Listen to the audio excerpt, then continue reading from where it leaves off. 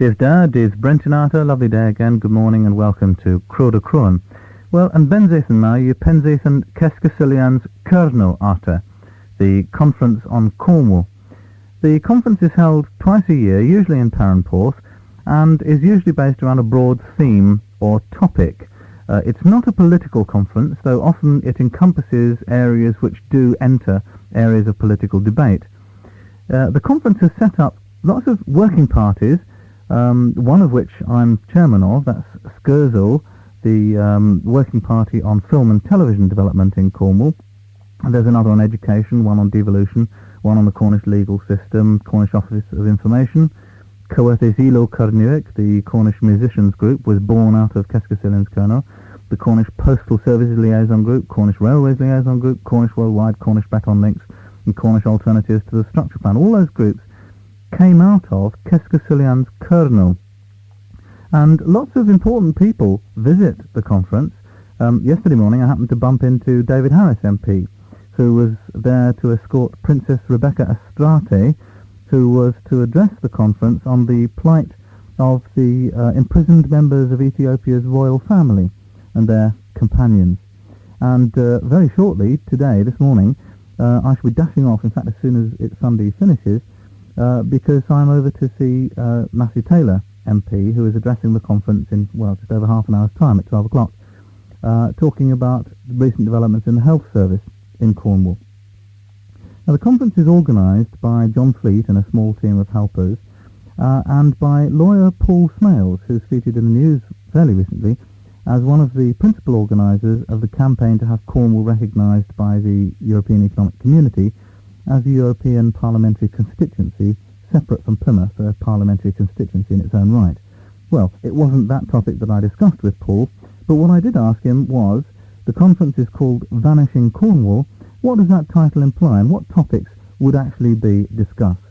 Well, the main thing that's happening this weekend is we're looking at the question of conservation and market forces in Cornwall. That is the conflict of interest between the two.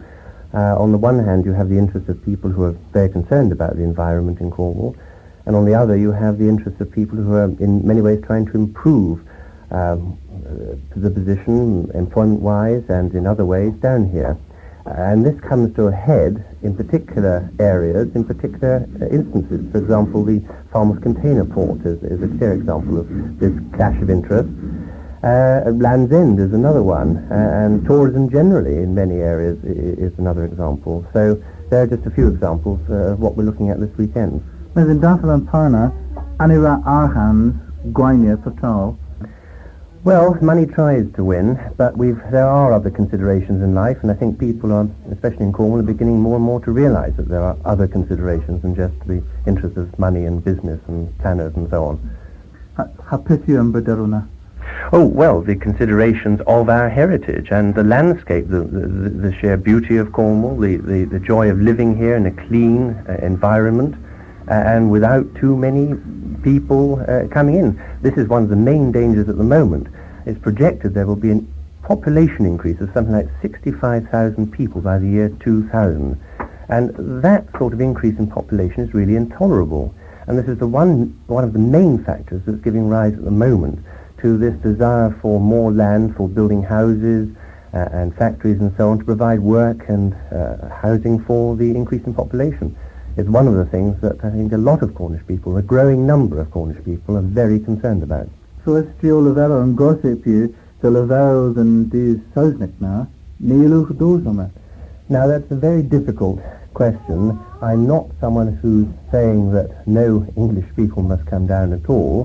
One has to keep a respectable balance here. What I am concerned about, though, is the population in Cornwall at the moment, whether they're Cornish people themselves or people who've lived in Cornwall for many, many years or for 1 or 2 generations. My concern, and I think the concern of most people in this area, is with the people who are already here. What we're saying is we have problems enough as it is with our population at the moment. Let's tackle those without adding to them by an increase in our population, wherever that comes from. It's just a practical, sensible situation or question has to be resolved, not necessarily along these Cornish-English lines, but that is a factor we have to take into account, obviously. Well, fatal alga henna bos graze, fatal alini heavy and duzma or toast the gurnal. Well, there is no way, in my view, in law that we can do so, but we have to be sensible about what we do, what our planners do, for example, at County Hall. Recently there's been a clear example of this, to put pressure on them and on government centrally to limit the number of people coming in, limit the number of houses being built. It seems to have failed in this instance at the moment, but we must keep fighting that battle and trying to make people see sense and realise the sense of what we're saying. Well, that may or may not be a controversial view. That was Paul Smales, one of the principal organisers of Keskasilian's Kernel. And the banging in the background was not somebody disagreeing with him violently, incidentally, or revolution breaking out. I think it was just a workman repairing his shed.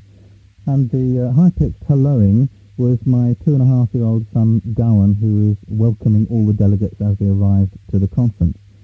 And two of the delegates to the conference are rather unusual in the sense that they travelled rather a long journey to get there.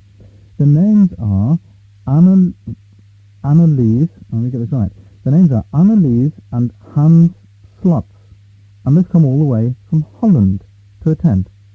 Annelies and Hans, I understand that you've come from Holland to holiday in Cornwall, which in itself is not unusual, but that you've chosen specifically to come at this time because you want to come to the Keskasilian's Kernel, the conference on Cornwall. Yes. Why? Well, I'm very interested in Cornwall, and I have been invited by John Fleet, and well, I'm not exactly know what's all about in the conference, so I'm very anxious to know what it's all about. Hans, have you been before to this conference? No, it's the first time that we invited John Fleet, and it is the first time that we are in Cornwall for the conference. How did you meet John Fleet then?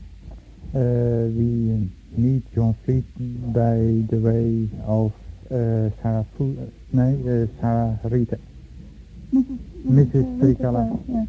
Oh, through Rita Pope, yes. Because John has been involved in COBA, hasn't he? This is the European Bureau. Are you involved in that as well? No, not yet.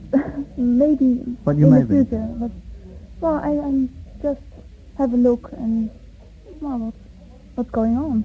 You've been to Cornwall quite a few times Yes. before. I'm very. Why do you keep coming back? I think I'm a little obsessed by Cornwall. Cornwall is just, for me, it's not a holiday country. It's just, a feeling of coming home. Ever since my youth, I was 6, I discovered Cornwall only on a map. And, it was just fascinating. And the more I learned about Cornwall, I became in love with Cornwall. And What in particular fascinates you? well, I really don't know. It's just the atmosphere, the whole Cornwall itself, anything. Only, well, I'm avoiding the very busy time, so the summer you won't see me here. But in spring or in winter, I love to be here, so I can really enjoy the real atmosphere of Cornwall, not the commercialized things.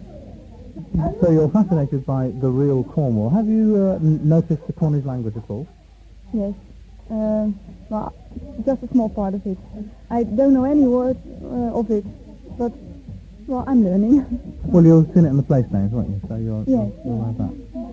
Well, it's very fascinating, but I don't know.